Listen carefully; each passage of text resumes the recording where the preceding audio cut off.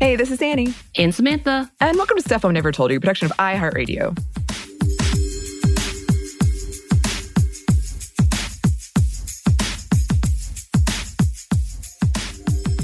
And it's time for another Female First, which means we are thrilled and delighted to once again be joined by our good friend, Yves. Hi, Yves. Hi. Hey. It's always so wonderful to have you on, and we always have such fun conversations right before we start recording. Yeah, we do. And I feel like it's my fault often for taking us on those tangents because it's nice to catch up because this is often the only time I get to see y'all. Right. Mm-hmm. So...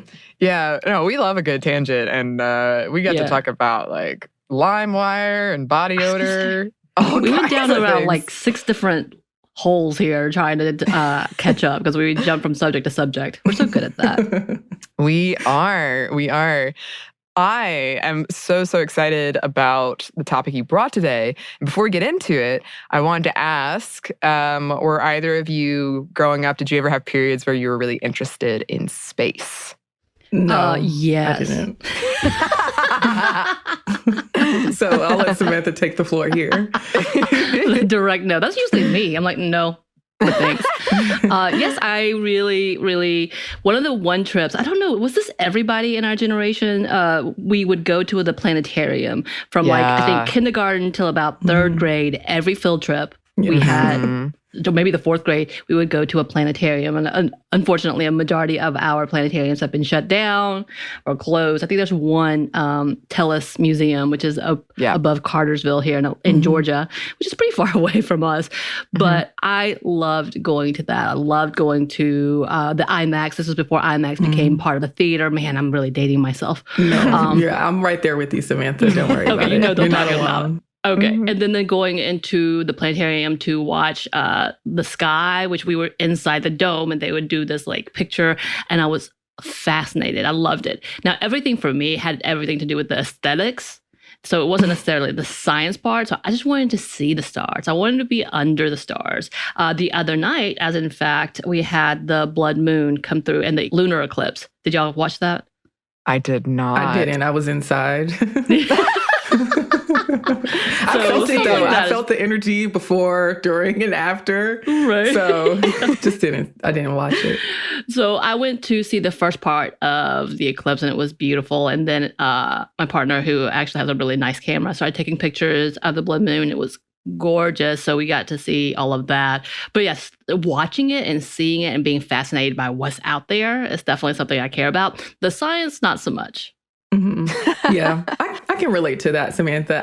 Because I did love planetariums too, but it was just like, it was more so the feeling of being inside a dark space that it wasn't an experience that I had every day as a child. So I like that element of it. And then the displays that the places we went to or the planetariums would put on with the nice narration with the soothing voice happening. Yes. And I don't think I had as much wonder and awe about what it all really meant or the scale of things or the grandness, or I didn't have any deep philosophical ideas or even think that it would be something that I would be interested in professionally or career-wise. And I think that's like science was never that element for me. I was always firmly in the direction of the arts. I'm not saying that they're polar opposites, but for me, science felt a little bit farther away from my personal field of interest. But I respect it a lot more now, and I have a lot more connection to it and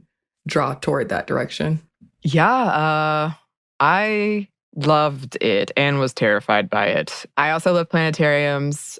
We went to the NASA Center in Huntsville, Alabama when I was in 6th grade. Of course, because you're in 6th grade, that trip was full of drama, but it was cool. And I loved, like, I have over 3,000 of those glow-in-the-dark stars on my childhood roof, which my mom later found out and then lamented. And she was like, we'll never be able to sell the house. And I'm like, this is a benefit. They're going to be lucky to have this. I did constellations and everything.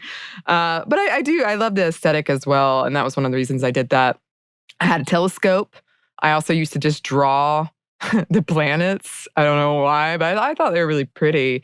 And now, as Samantha knows, I have a galaxy projector.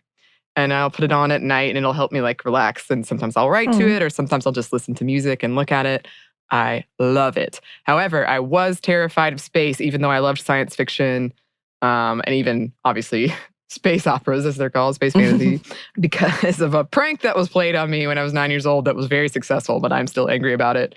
So it was a weird dynamic where I loved it but was terrified, and I was like, never would I ever go to space.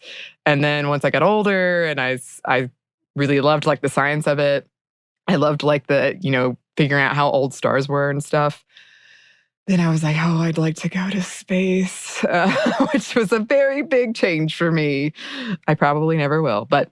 Oh, I thought this was going to be one of those moments, those Anney moments where you uncover something about your weird and very interesting life that you're like, and I did when I was 12. No. I have not done that.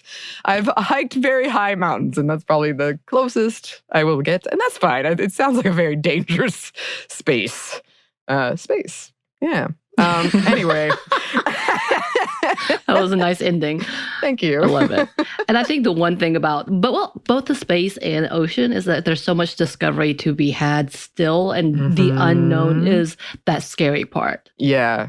Yeah. And recently, I don't know if this is one of the reasons you chose this topic, Yves, but we had that first photo of the black hole and also the sound that it makes. I was listening to it and it was beautiful and haunting. I was like, oh, yeah. I'm a little nervous about that. You can feel the vast expanse of everything.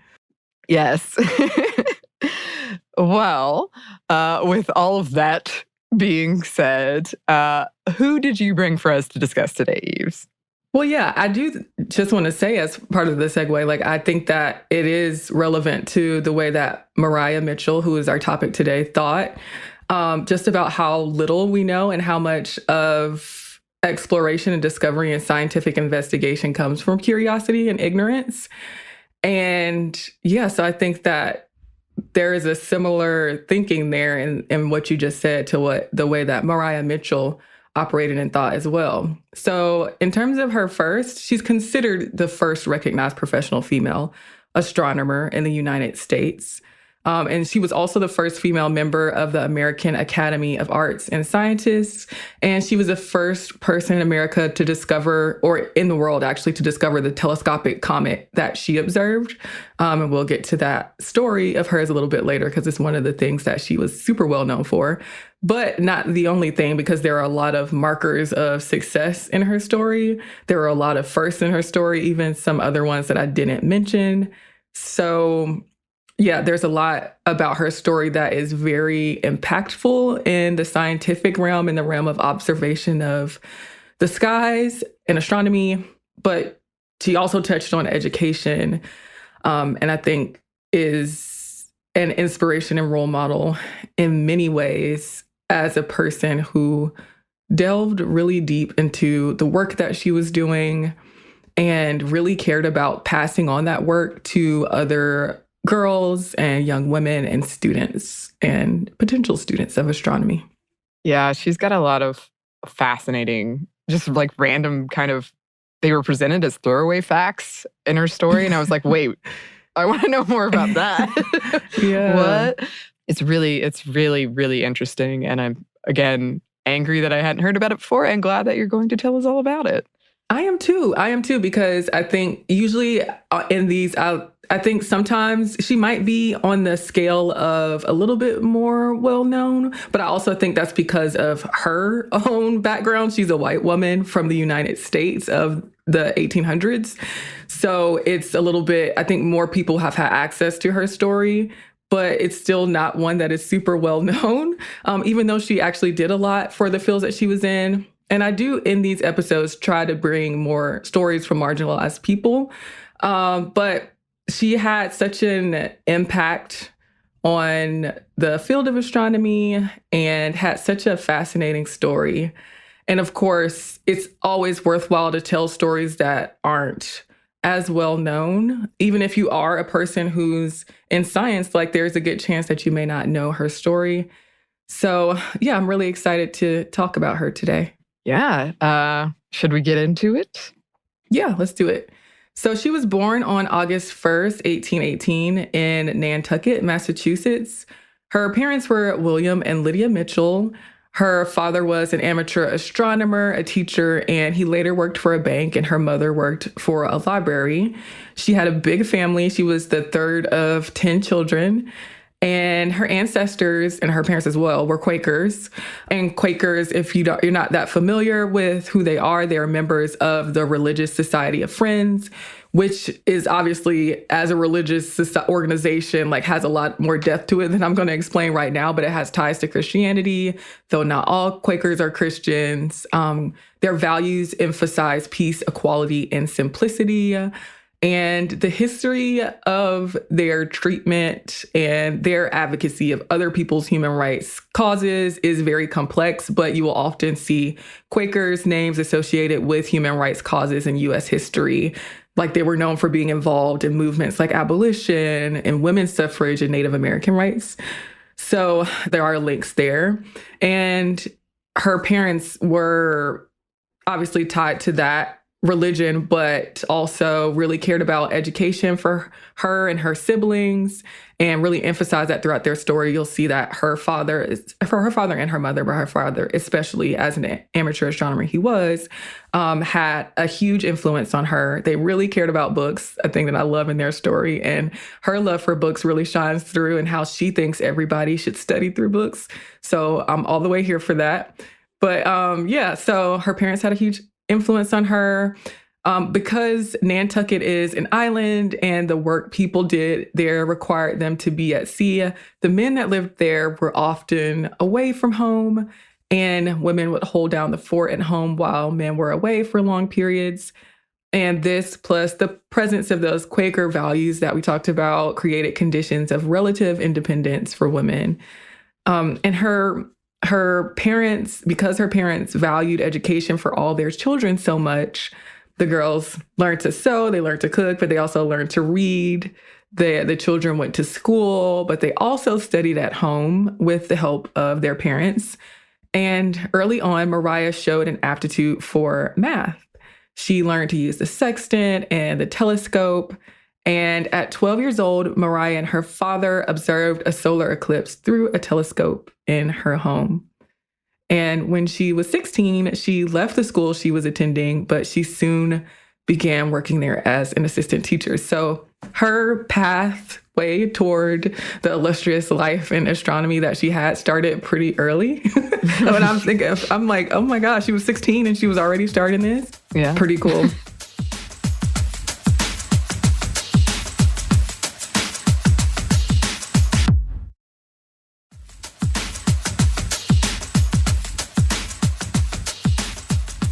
She soon opened a school of her own where she admitted students of color, which was controversial at the time. Then she became a librarian. She followed in her mother's footsteps. She became a librarian at the Nantucket Athenaeum, which was established in 1834 when the Nantucket Mechanics Social Library and the Columbian Library Society joined. It operated as a private subscription library. Here's one of those firsts that we didn't mention earlier, and that Mariah Mitchell was the first librarian there. And she was just 18 at that point.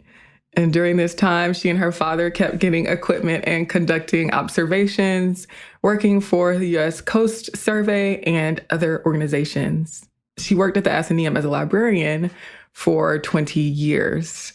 And the Athenaeum hosted things like anti-slavery conventions, and the building itself was burned in a huge fire in Nantucket in 1846 and had to be rebuilt. So it was a very interesting place. You'll see in her diary entries that she talks about the people who came in and out of the location. So like I said, there were anti-slavery conventions. So it was a meeting space for intellectual conversation and depth and all those things. But people would also come in just to see Mariah herself. And she talks about kind of being like bored with those people in her diary entries. Like, yeah, I'm used to it. They come through. They're looking for me.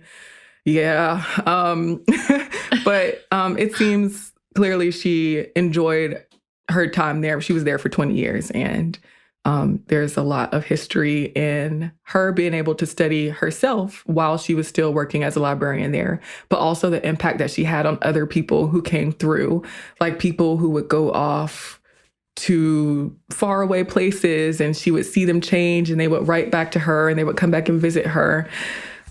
So some pretty warm and interesting interactions it seems like she had there.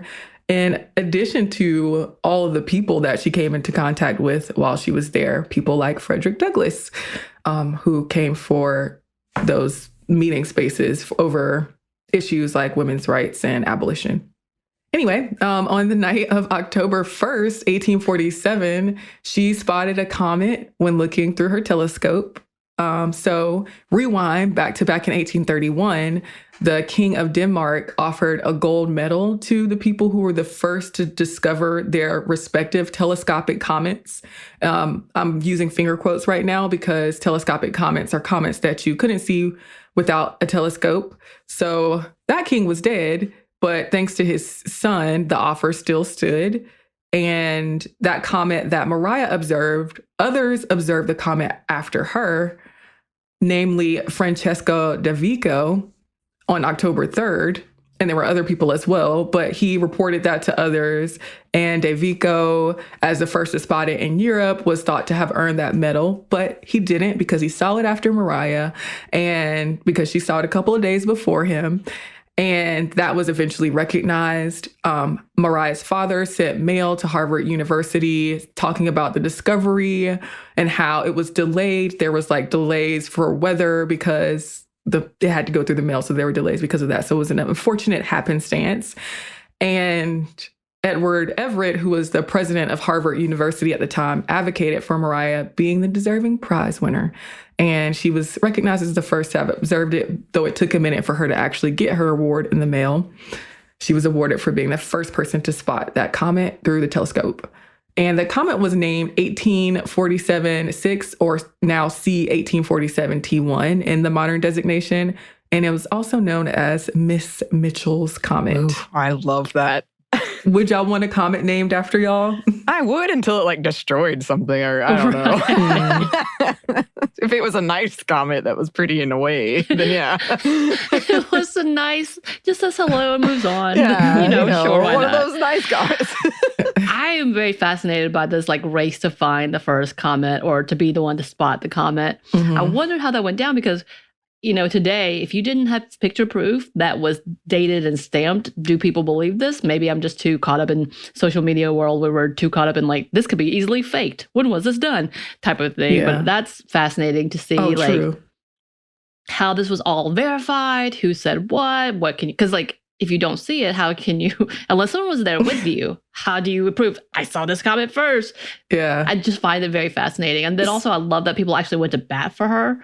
Mm-hmm. In order to make sure that she got that credit. But it's very interesting. Like, how do you do this? This feels like a whole like drama that you have to do somehow to show that you were the one to see it. Mm-hmm.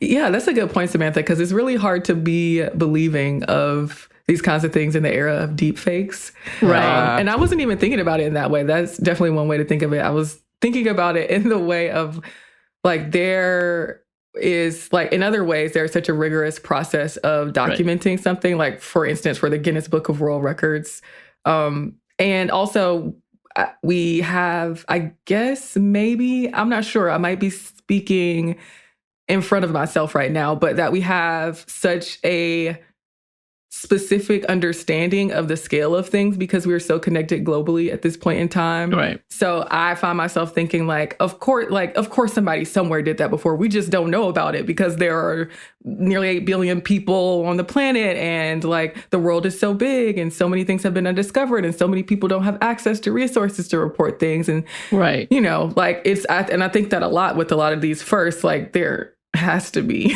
someone Right. else.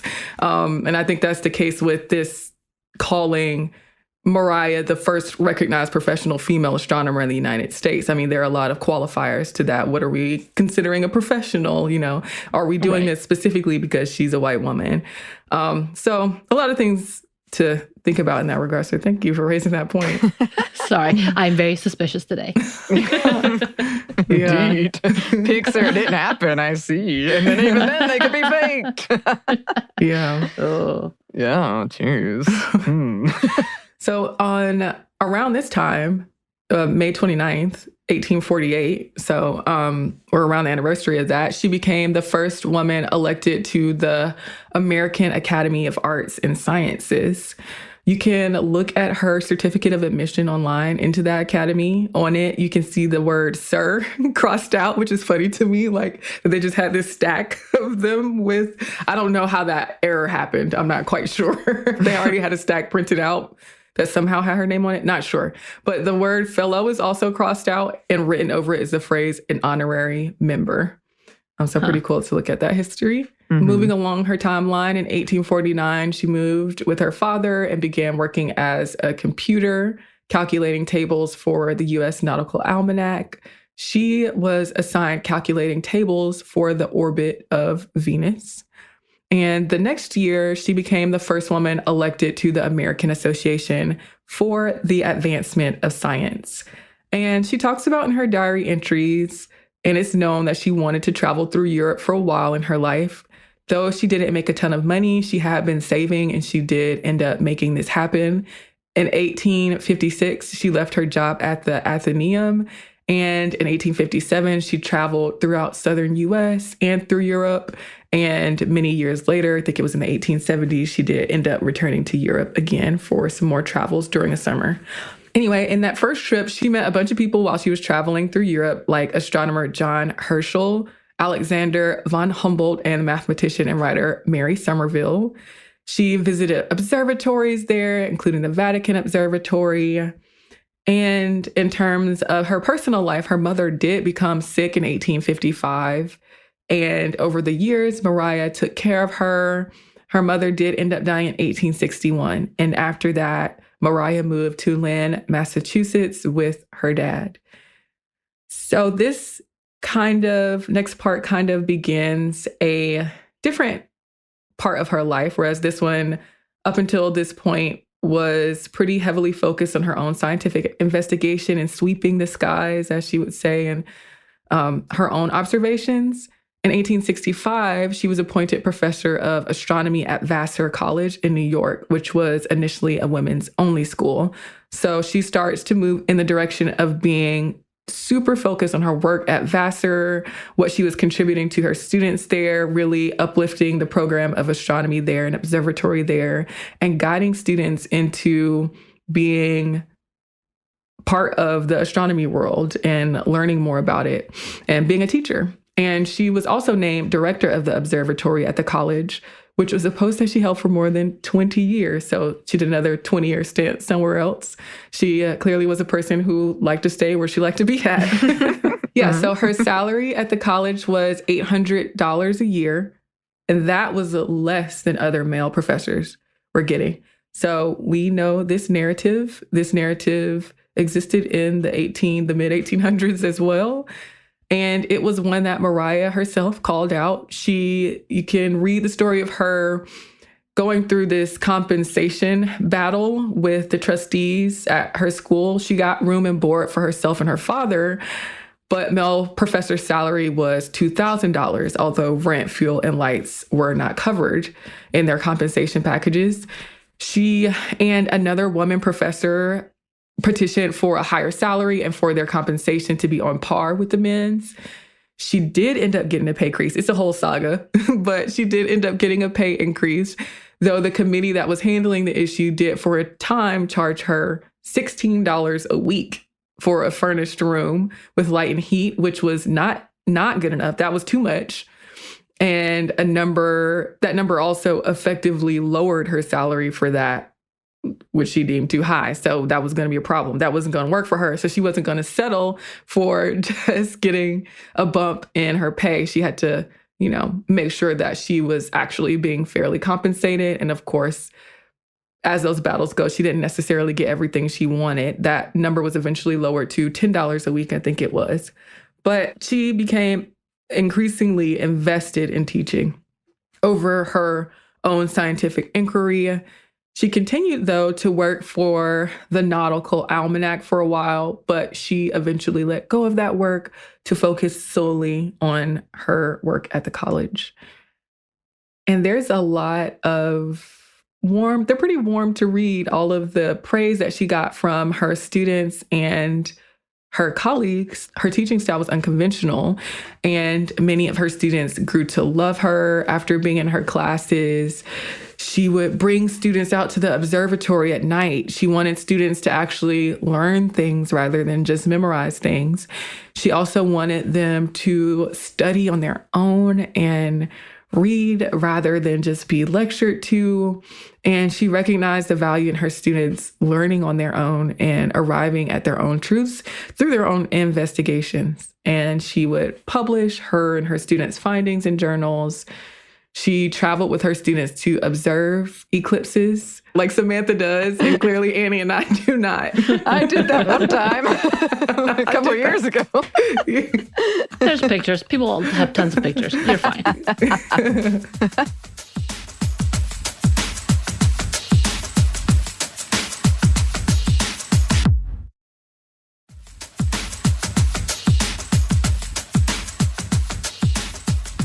And she helped raise funds for the observatory as well. And she would publicly advocate in general for better women's education and the need for women in science. And she joined other groups. She was part of other organizations. In 1869, she became a member of the American Philosophical Society. She was also one of the early members of the American Association for the Advancement of Women, at one point even its president, and at another point headed its Committee on Science. So she was running in a lot of circles with activists and met them through things like speeches she saw.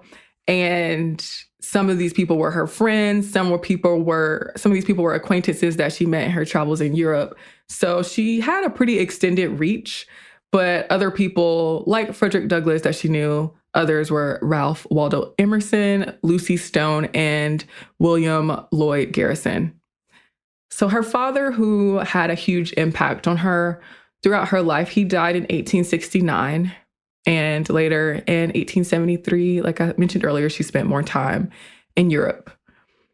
So one of the great things about her history is that you can read some of her own writing, and quite a bit of it, and quite candid as well, in the journal entries that she provided. And one, she talks about, I mean, I could go on forever about these. She was very eloquent in the way that she put things as well. Her turns of phrases are pretty inspiring, I would say, because I know a lot of times we can read these old journal entries. Like if you ever gone back to some of the other people we talked about in the past Female First, a lot of them had journal entries as well. But sometimes they were written in the person's style of voice. So often it was interesting to read their stories, but they didn't necessarily put it in the best way. Like their diction wasn't the most interesting. But I do find that reading Mariah Mitchell's work and her words through her journal entries, they dredged up a lot of different ways of thinking, even if those philosophies were ones that I was already familiar with. So it could be worthwhile reading from that perspective. But in one, she talks about how women have been confined to women's work and to doing that and little else to take up all their time. But she says that, quote, the universe of truth beyond remains unentered. So talking about the way that women were looked at and their capacity for learning and putting them into educational programs, what those educational programs did. There was one she talked about when she went to Europe. I can't remember exactly what place it was, but she went there and they were teaching them. They were like, she was like, are you teaching them Latin? Are you teaching them math? And they were like, oh, they're just women. But she was like, are you teaching them Latin? Are you teaching them math? And they're like, we're going to teach them math next year. What about Latin? Oh, they're women. Like it was that kind of situation. And she says that, quote unquote, women's work actually makes women well suited to astronomical observation. And there's this one pretty cool quote where she says, the eye that directs a needle in the delicate meshes of embroidery will equally well bisect a star with the spider web of the micrometer. Routine observations, too, dull as they are less dull than the endless repetition of the same pattern in crochet work. So she's drawing this nice parallel between quote unquote women's work. In this instance, she's talking about embroidery and sewing, and the skill, not even talent, the skill that is necessary because it's one that is built, one that can be learned, and drawing the line between that and the work that is done in astronomical observation, which is pretty cool. Like, not a parallel that I've ever thought about, but it reads as pretty poetic. Mm-hmm. She talks about how she likes being outside at night, looking through the telescope and breathing fresh air. And at one point she says, but her back gets tired and she gets cold, even though she really loves it, which I'm like, that's real. She may love something, but it may take a toll on you in a way. Also, she doesn't talk a ton about her personal life and her connection to religion before a certain point, like before the 1840s. But she does mention caring less about church doctrine. The more she hears of it over time, you can hear kind of her disdain in her turn of phrase and the way that she talks about not being so into it after a certain point. She says that, like her, a reverend that she knew, she comments on a reverend that came through, and she said that he, like her, is quote unquote religious only in feeling. So she never joined any church, though she did attend the Unitarian church for some years. Yeah, so I think we could go into her journal entries forever, but they do provide a lot of insight on the breadth of experience that she had, some, the good, the bad, and the ugly, all taken together. She talks about going to a slave market at one point. And then there's another part which is funny to me, where she talks about going to a Black church where the pastor says they're quote unquote not much for talking, but it talked for a quote full hour. And I had to stop for that one because I am so used to that as a person who went to the Baptist church. It's just so funny to me that this is from the 1800s and it was the exact same. She talks about all the exaltation that happens in the Black church that she went to and the call and response, which she wasn't used to, but I'm super used to as a Black woman who grew up in the church in the South, and how services and sermons were always far too long. But she has these moments where she talks about going to the slave market and she acknowledges the tragedy of being separated from your family to be sold elsewhere. She's basically like, oh, you poor thing. You know, I couldn't imagine being separated from my family in that way. All of my kindreds or something like that, she says. And then that was obviously a paraphrase, go and read it yourself. But in another entry, she says she doesn't think that the slaves are badly treated, just quote unquote sleek, fat, and lazy. And I'm not sure exactly what the word sleek means in that. I'm guessing it means something about appearance, but it is definitely used. It's paired with the fat and lazy idea. So it has to be something, you know, in those derogatory terms, basically like they don't seem like they seem pretty happy, you know, so there are these moments where you can see the contradictions in her thinking and how the time that she was in and her being a white woman in the 1800s affected the way that she thought about things and all the hypocrisy in that specific instance that was present. So it's always worthwhile going and seeing what the people said themselves, and so is the case for Mariah. And y'all know I love quotes, so I could go on forever, but I'm not going to. I do appreciate her thoughts on, she talks about how she doesn't know a lot.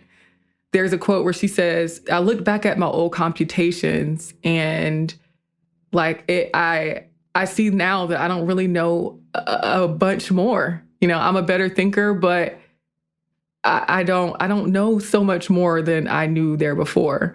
And she says that quote, the world of learning is so broad, but the human soul is so limited in power. We reach forth and strain every nerve, but we seize only a bit of the curtain that hides the infinite from us. So her students enjoyed the way that she spoke too. They talk about how they were inspired by some of the things that she said, but she did resign from Vassar in January of 1888 to the disappointment of many of her students and colleagues. They didn't want her to leave so much that the trustees asked her to keep living at the college and using the observatory, which is where she was living. But she declined and she went back to Lynn, Massachusetts with her family, and she ended up dying just about a year later on June 28th, 1889. And The biography that was published posthumously in 1896 was Maria Mitchell, Life, Letters, and Journals. And that's where you can read a lot of her work. Her home was preserved, and she was recognized in the National Women's Hall of Fame. And a foundation, the Maria Mitchell Association, was established in Nantucket. And there was an observatory in Nantucket named after her, as well as another object in space. A crater on the moon was named after her. So she has been remembered in many ways. Crater on the moon. Yeah, that's something I would like. I didn't realize That's people the one. named craters. Not gonna lie, Yeah. that's the new one to me. Oh, yeah. I think we've talked about somebody else on here that had a crater. I do think there was one other person. I can't remember who it was. Oh, I missed that part. well, now you know. New Now goal. I know again. Now I definitely know. I'm still learning as well. So Yes, we are still learning. Yeah, it was a fascinating story, and definitely the journal. As you said, the good and the bad. There are some excellent burns she has from like her time in Europe specifically, where she would like call people out, and I really appreciated that. So yeah, worth reading, and it is interesting to kind of get this window into what was going on at that time. And 'cause she was very good with words, but she was also very personable. I don't know if that makes sense. Like you could tell it was her, like she was shining through what she was writing. Yeah, for sure. I think sometimes people's journals can read as just a log of things that happened, but she clearly really was meditating on things as she was going through them. And I think we get glimpses of both of those, like these really broad philosophical ideas. And then also like, I went here in Europe and I talked to this person. So I think it's a nice mix. Mm-hmm. Mm-hmm. Well, I guess new goal, get a comet or crater named after us, everyone. Yeah. I'm not sure if that's on my bucket list, but right. I don't know if I would want a crater named after me. That feels offensive. I don't know. I feel like a crater is better than a comet. I don't know. I'll have to think about this. There's so many things to this. Yeah, I did really also, I loved hearing about her, but it is obvious, like there's a lot of problematic things when you are nicely tucked into a privileged setting.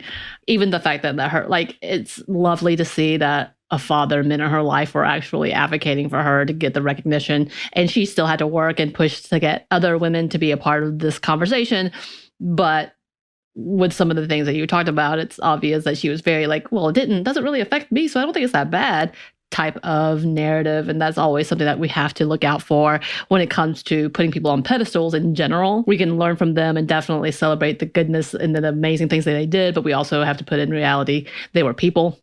These are flaws, and these are huge flaws. These are problematic flaws, and we have to recognize that. But she did also love her people, like you were talking about. She wrote, when you said Ralph Waldo Emerson, I was like, oh, that's why. Like, I can see that poetry level of her writings, because she actually wrote some poetry to the point she's like, I had to rhyme these names about her students. And it's lovely to see that, because I'm like, yeah, that's how I wrote too. I was like, how do I rhyme this name to this? So I was like, hey, look at that. This is how poetry works. I'm okay. Just kidding, y'all. I'm just kidding. But yeah, it's very interesting to see when you start looking at the depth of the history. We always like to put that caveat of this is what we know, this is what's been recorded, and thank goodness someone did preserve this, because now we see, but that doesn't necessarily mean that she was the absolute first, or they are the absolute first, and or that everything you read is pristine and pretty. Like, we have to put we shine the light on all of it as it should be. Yeah. Mm-hmm. Yeah. And you, Yves, are always so great at that. You bring us these nuanced stories, and we love it.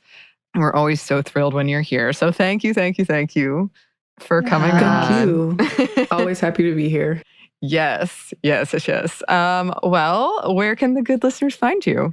You can find me on Instagram at Not Apologizing, on Twitter at Yves Jeffcoat, and you can find me on this here show on many other episodes of Female First. You can go back through the catalog. We're, I think, in the 20s at this point of episodes that we have, so you can hear about other people in history who were the first to do whatever they were the first to do. And that's about it. Yes. I think we're due for another celebration soon. I'm just gonna. Are we sticking to the cheesecake and champagne theme, or are we gonna? What else are we thinking? I don't know. We might have to switch it up next time. Okay. Well, we'll figure that out. In the meantime, listeners, if you would like to contact us, you can. Our email is stuffmediamomstuff@iheartmedia.com. You can find us on Twitter at momstuffpodcast or on Instagram at Stuff I Never Told You. Thanks, as always, to our super producer, Christina. Thank you. And thanks to you for listening. Stuff I Never Told You is a production of iHeartRadio. For more podcasts from iHeartRadio, visit the iHeartRadio app, Apple Podcasts, or wherever you listen to your favorite shows.